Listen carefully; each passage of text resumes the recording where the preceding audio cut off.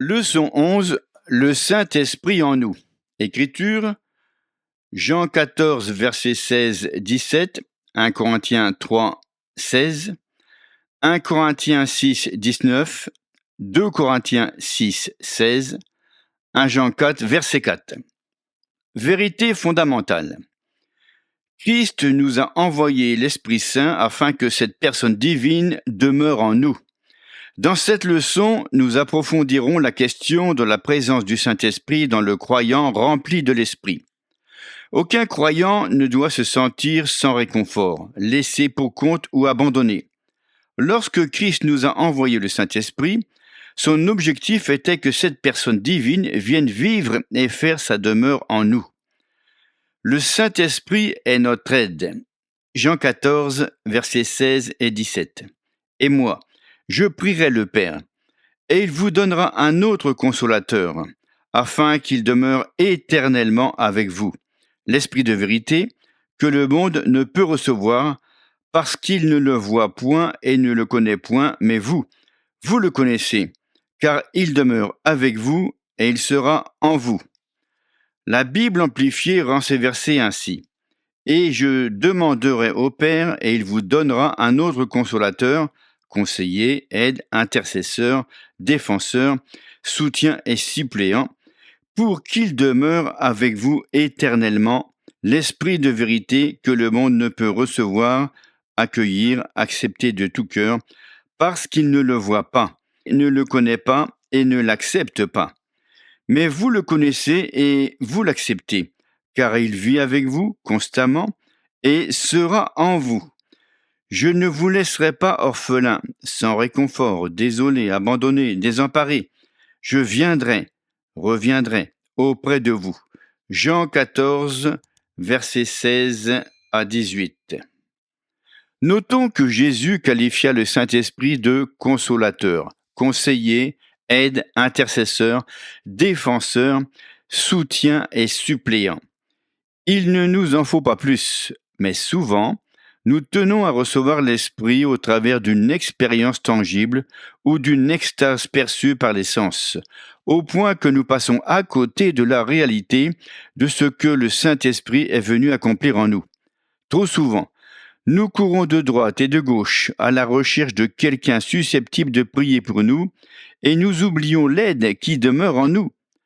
Nous n'avons pas à appeler au secours, car nous avons d'ores et déjà un soutien en nous. 1 Corinthiens 3, 16. Ne savez-vous pas que vous êtes le temple de Dieu et que l'Esprit de Dieu habite en vous? La Bible amplifiée rend ce verset ainsi.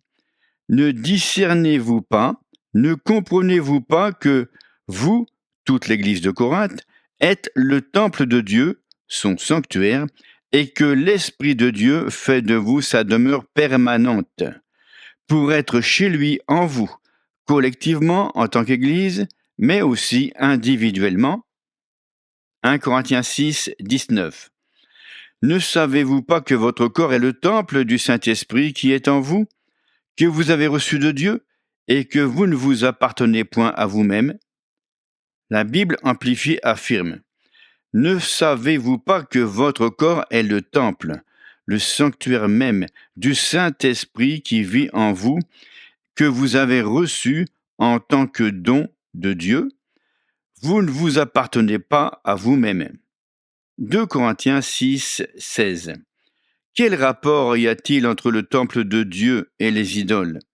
Car nous sommes le temple du Dieu vivant, comme Dieu l'a dit. J'habiterai et je marcherai au milieu d'eux, je serai leur Dieu, et ils seront mon peuple. Je tiens à citer encore une fois la Bible amplifiée. Quel rapport peut-il y avoir entre le temple de Dieu et les idoles? Car nous sommes le temple du Dieu vivant, comme Dieu l'a dit.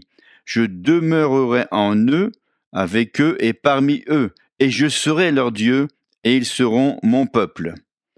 1 Jean 4, verset 4. Vous, petits enfants, vous êtes de Dieu, et vous les avez vaincus, parce que celui qui est en vous est plus grand que celui qui est dans le monde. Qui est celui qui est dans le monde? Satan, le Dieu de ce monde. Mais le plus grand est en vous, Dieu lui-même, en la personne du Saint-Esprit, fait sa demeure dans le croyant né de nouveau et rempli de l'Esprit. Tout ce que Dieu pourrait être ou faire pour nous, le Saint-Esprit l'est et le fait en nous et pour nous. Celui qui est le plus grand, c'est le Saint-Esprit qui vit en nous. Il est plus puissant que celui qui est dans le monde. Trop de chrétiens se fient à leurs sentiments, au lieu de croire la parole de Dieu.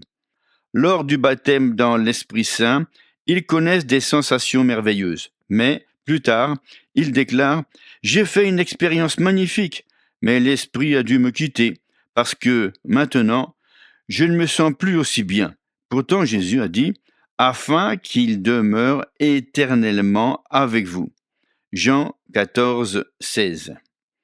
L'Esprit Saint n'est pas venu en invité pour passer quelques jours avec nous. Il n'est pas non plus venu passer les vacances chez nous. Il est venu habiter en nous, s'installer chez nous. Ici-bas, notre corps sert de demeure au Saint-Esprit. Certains s'attachent à la manifestation extérieure et ne prêtent pas attention à la réalité de sa présence en eux. Soyons conscients de sa présence en nous à chaque instant. Le Saint-Esprit est notre guide. Le Saint-Esprit est également notre guide. Quand le Consolateur sera venu, l'Esprit de vérité, il vous conduira, guidera, dans toute la vérité. Jean 16, verset 13. Il ne nous guidera pas seulement dans toute la vérité, mais, puisque Jésus a dit « Ta parole est la vérité », le Saint-Esprit nous conduira dans la vérité de la parole de Dieu. En outre, il va nous guider dans la vie, car tous ceux qui sont conduits par l'Esprit de Dieu sont fils de Dieu. Romains 8, 14. Personne ne peut être guidé ou conduit sans se confier aux mains du guide.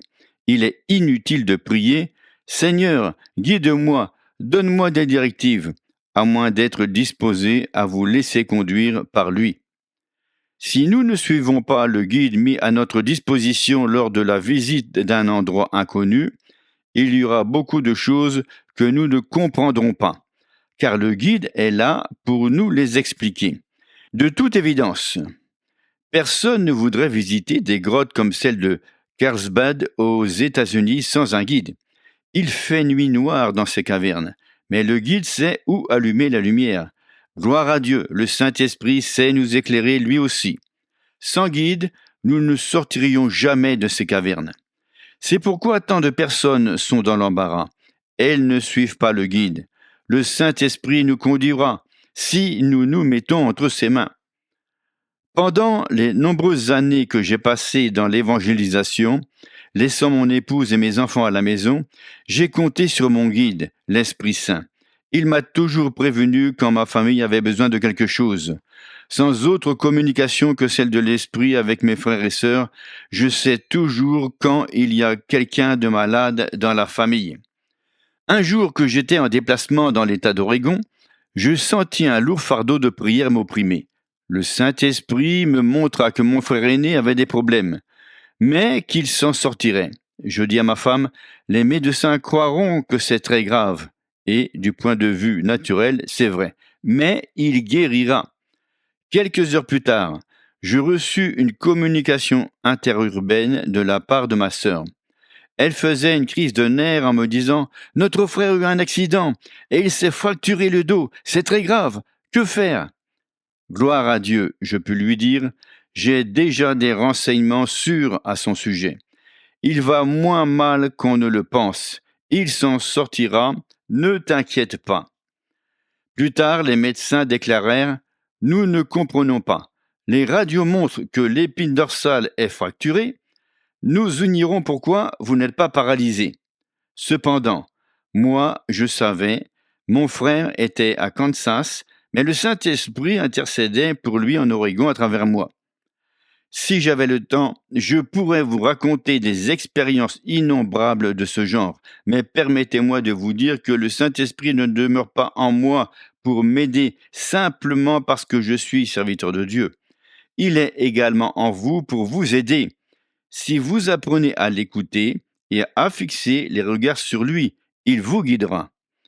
Si vous vous laissez conduire par lui, vous serez avertis d'avance. Il vous conduira dans toute la vérité et il vous guidera dans la vie de tous les jours. Le Saint-Esprit est notre enseignant. Jésus dit, « Il ne parlera pas de lui-même, mais dira tout ce qu'il aura entendu. » Que dira-t-il? Ce qu'il aura entendu de Dieu. Il ne transmettra pas seulement ce qu'il aura entendu, mais il vous annoncera les choses à venir. Jean 16, verset 13. Jean 15, 26 déclare, « Quand sera venu le Consolateur que je vous enverrai de la part du Père, l'Esprit de vérité qui vient du Père, il rendra témoignage de moi. » Notons de nouveau Jean 16, 14. « Il me glorifiera, parce qu'il prendra de ce qui est à moi et vous l'annoncera. » En d'autres termes, grâce au Saint-Esprit, Jésus deviendra réel pour nous. Mais le Consolateur, l'Esprit Saint, que le Père enverra en mon nom, vous enseignera toutes choses et vous rappellera tout ce que je vous ai dit.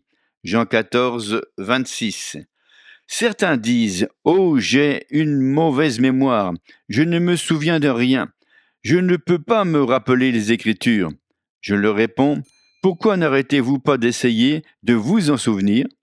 Comptez sur le Saint-Esprit pour vous les rappeler. » Apprendre des versets bibliques par cœur est une chose, mais mettre notre confiance dans le Saint-Esprit qui fait sa demeure en nous est tout autre chose. Il est, sera et fera en nous tout ce que la parole de Dieu déclare à son sujet. Smith Wigglesworth fait remarquer dans son livre « Une foi toujours plus grande »« Je suis 1000 fois plus grand à l'intérieur qu'à l'extérieur. » À titre d'illustration, il relate une expérience en Angleterre où on lui avait demandé de prier pour la fille démente et violente d'un couple âgé. Les parents le conduisirent dans une chambre au premier étage de la maison, ouvrirent la porte et s'écartèrent en lui faisant signe d'entrer. La jeune femme était allongée sur le plancher. Il fallait 5 hommes pour la tenir. Lorsque Wigglesworth pénétra dans la chambre, elle hurla, les yeux étincelants. « Nous sommes nombreux, tu ne peux pas nous chasser. » Il répondit calmement, « Jésus le peut. » Et il se souvint du verset biblique qui déclare que « Celui qui est en vous est plus grand » et qu'il était 1000 fois plus grand à l'intérieur qu'à l'extérieur. Il osa croire que Dieu était en lui. Il dit à la femme, « Jésus en est capable. Et vous sortez au nom de Jésus-Christ. » 37 démons sortirent et la jeune femme retrouva la raison. Elle s'habilla et descendit plus tard pour dîner avec la famille. On demanda un jour à Wigglesworth, « Quel est votre secret? À quel haut niveau de maturité spirituelle êtes-vous parvenu? » Je me suis contenté de me rappeler que celui qui est en moi est plus grand que celui qui est dans le monde. Ayez la hardiesse d'agir en conséquence. Jean écrivait à de simples chrétiens quand il disait « Vous, petits enfants, vous êtes de Dieu, et vous les avez vaincus, parce que celui qui est en vous est plus grand que celui qui est dans le monde. » 1 Jean 4, verset 4. Nous n'avons pas été laissés pour compte. Le plus grand est en nous. Nous avons autorité sur le diable. Texte à apprendre par cœur. Celui qui est en vous est plus grand que celui qui est dans le monde. 1 Jean 4, verset 4. Pensez à vous abonner et à partager avec vos proches le chapitre de ce livre sur le baptême dans le Saint-Esprit.